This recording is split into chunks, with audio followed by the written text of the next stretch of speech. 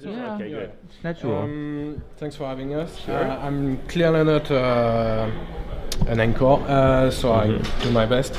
Can you introduce yourself to a French public who's not familiar with you? Yeah. And what's your position and what are you doing here right now?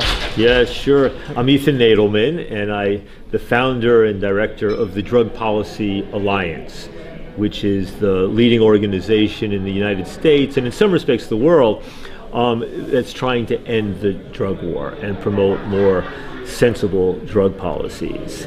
And so we've been primarily active in the US, but somewhat elsewhere as well. And At this you as well. Yeah. And for this event at the United Nations, we're doing everything possible, but mostly trying to shape the media coverage. So our principal intervention was to orchestrate a public letter to Ban Ki-moon, the Secretary General, in which yes, you signed it, and it was a letter that really pushed the envelope about pointing a finger at prohibitionist policies as being the main part of the problem, that talked about the need to reduce the role of criminalization in drug policy as much as possible while still protecting public safety and health, that held out the legal regulation of marijuana and the decriminalization of other drug possession as models, and that called for systemic reform. And what was remarkable about that letter was who signed it, because the number, not just all the former presidents and prime ministers. I was amazed by all the signatures. Oh, it's incredible. But in France, you had, I guess, Bernard Kouchner and other distinguished people. But we actually had 6 members of the U.S. Senate, including Bernie Sanders. Hillary Clinton signed this letter. Jimmy Carter signed this letter. Famous celebrities signed this letter. Dozens of former cabinet ministers, justice ministers, foreign ministers, health ministers. 3 sitting health ministers signed. Nobel Prize winners signed. So I think that public letter showed that there's a huge move for moving into a new direction globally. Yeah, it's not just about few eccentrics. No, exactly. And one point of that global letter was so that activists around the world could walk into government offices and walk into very distinguished people and say, please read this letter, please sign it. It's not just me, a lowly activist in this country. It's me joining with former presidents and prime ministers and heads of health agencies and Nobel Prize winners. So I think in that respect it helped to empower activists around the world. Do you think this General Assembly will translate in any international drug policy change? Well, I think what we'll have, the document that resulted this week is a disappointment, not a surprising disappointment. I mean, we knew that the bad guys, the Russians and their allies, would probably have a majority of the votes between Asia, the Middle East, and Africa. But what I'm hearing from everybody is that the conversations in the hallways at the United Nations are very different than what's going on the main floor. And that even the ambassadors and ministers reading the statements of their government and then going outside for a coffee or a smoke and talking about what really needs to happen. Yeah. So I feel optimistic that 2019 will see some real movement and a greater recognition in the United Nations of all the reforms happening around the world now. Yeah, the diplomatic time is not the same as everybody exactly. else. And I'm just rebounding off what you were saying. As a United States citizen and the state's father of the prohibition,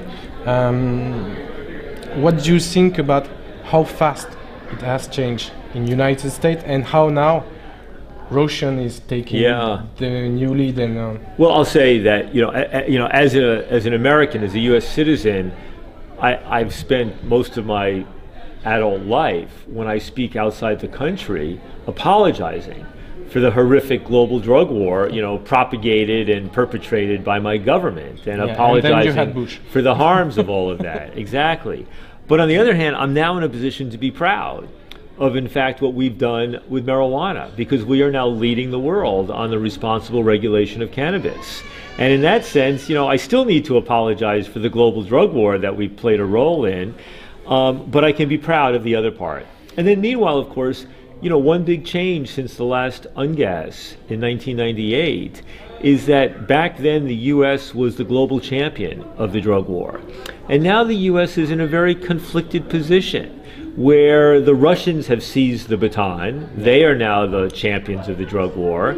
And the U.S. is no longer a champion of the drug war, but not yet ready to be a champion of reform. Yeah. And so you see them in their confusion and internal conflict sort of floundering. In French, we say they got their ass between two chairs. It's a good way to put it.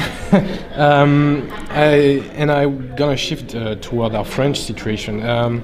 We are usually the lesson givers, but in that case, we are far away from any changes, even with a socialist president and government. In France, we have a specific regulation that make even talking positively about drugs is a felony. Right. And we feel that it's only a matter of buzz. When there is election that someone is talking about regulation, you know the drill. What message could you address to French politicians, policymakers, to shift their minds and think out of the box, or saying officially what they say is backdoor? As an American reading about what's happening in France now, it looks like France. It was, like it's really in what we would call a funk. The English word a funk. It means in a bad head state, stuck, and that funk is also happening with drug policy. That there's a lack of innovation and boldness. I think in the end, it depends upon a combination of leadership and of organizing. Right? That some way or another there needs to be a more sophisticated strategy to move this forward. Because the bottom line is, there exists within France today, almost certainly, a significant number of people, from activists to people working professionally, to politicians, to retired people, who understand the need for reform. The question is, how do you effectively mobilize that and bring it together into a cohesive force? Because I know you have a real clear position on that issue. Is what we call the issue of the egg or the chicken, who comes first, and it's always the same question. Do you think it's the public opinion who's going to change the politicians, or the politicians who can change the public opinion? Well, it depends upon leadership, and leadership can come from politicians, and it can leadership can come from a politician who's willing to step out. Leadership can come from all sorts of other people. It's a combination. And you never know. In some countries, the leadership has come from politicians. Elsewhere, it's come from civil society. Sometimes from both. And typically, they need to work hand in hand. What we've been able to do in the United States, especially on the local levels, is to have that combination of finding those political officials who are willing to step out and do the right thing, helping to support them helping to support us, and then you begin to build a little bit of power and begin to change things. The right recipe. Exactly. Yeah. So, okay. I look forward to being in Paris in October. Yeah, I will see you in October on the seminary. Yes. And if you can give a word to Richard Branson that we need his card to reach his foundation because we need some money. When you stop filming, I'll answer that. Yeah. But he's been a fantastic ally. Yeah. Really, thank you, Ethan. Thank you, Ethan. Yeah.